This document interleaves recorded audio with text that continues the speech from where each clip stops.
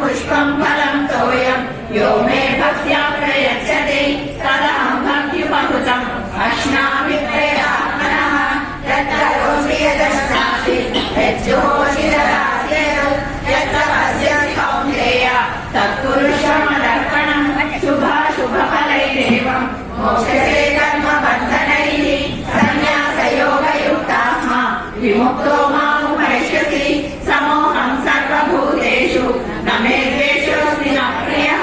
ये भजन्ति तु मां भक्त्या मयि ते तेषु चाप्यहम् अपि चेत् सुदुराचारः भजते मामनन्यभाक् साधुरेव समन्तव्यः